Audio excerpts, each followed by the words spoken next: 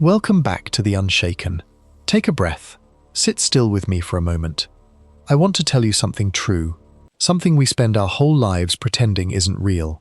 There will be a last time for everything you love, a last sunrise you'll ever see, a last time you'll hear a certain song, a last conversation with someone who means everything to you, where you'll hug them and turn to leave and never know it was the last. The sand is already falling. It has been, quietly, since the day you were born, and most of us live as if the hourglass will never run out. Tonight, I'm not going to make you afraid of that. I'm going to do the opposite, because the people who truly understand that they will die are the only ones who ever really learn to live. And by the end of this video, you'll see your own time in a completely different light. Here is something strange about the human mind. It hides your death from you, on purpose. Your brain is built to keep you functioning, so it quietly files death away as a someday problem, something distant, abstract, happening to other people. And that little mercy comes at a terrible price. Because when death feels infinitely far away, so does everything else. You postpone the dream. One day, you delay the conversation. When things settle down, you keep waiting for a better time to finally start living. But watch what actually happens.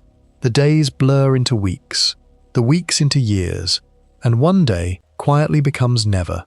You are not really living. You are sleepwalking through a life you assume will last forever.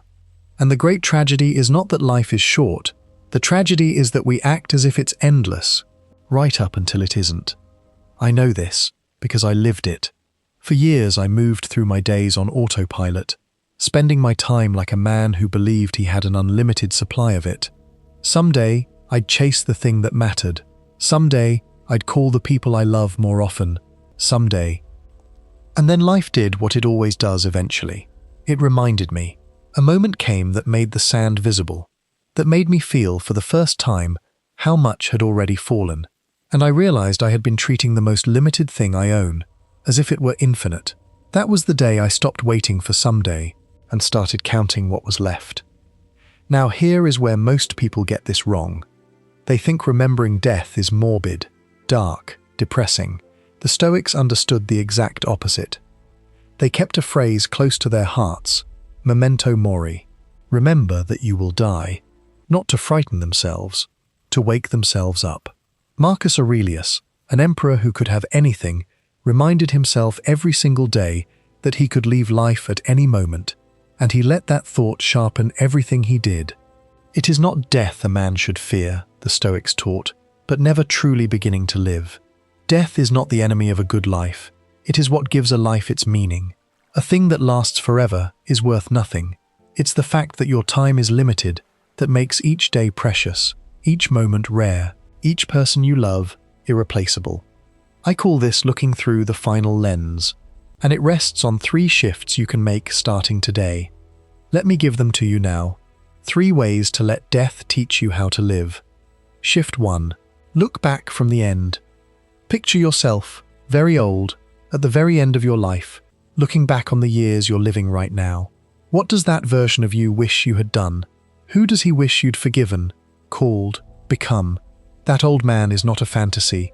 He is you, and he is trying to tell you something. Listen to him now, while you still have the time to obey.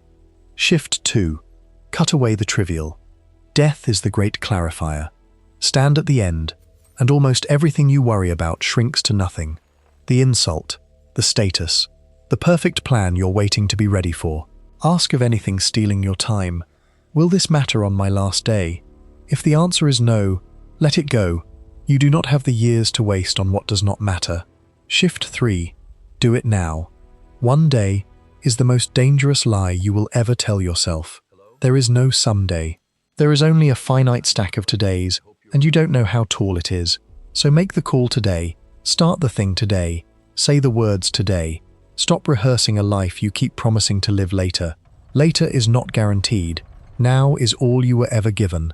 Look back from the end. Cut away the trivial. Do it now. That is how the certainty of death becomes the fuel for a life fully lived. So here is what I want you to try tonight. Just one gentle question. Before you sleep, ask yourself this. If this were my last year, Would I still be spending it like this? Don't panic at the answer. Just let it be honest. Let it show you, quietly, where your real life has been waiting for you. Because you were not put here to postpone your own existence. The hourglass is falling, yes, but that is not a reason to despair. It is the reason to begin. Every grain of sand still in the top is a gift you still get to spend. So spend it awake. Spend it on what matters. Spend it as someone who remembers. Remember you will die. And finally, start to live. From the stillness, everything is clearer. Stay unshaken, and I'll see you in the next one.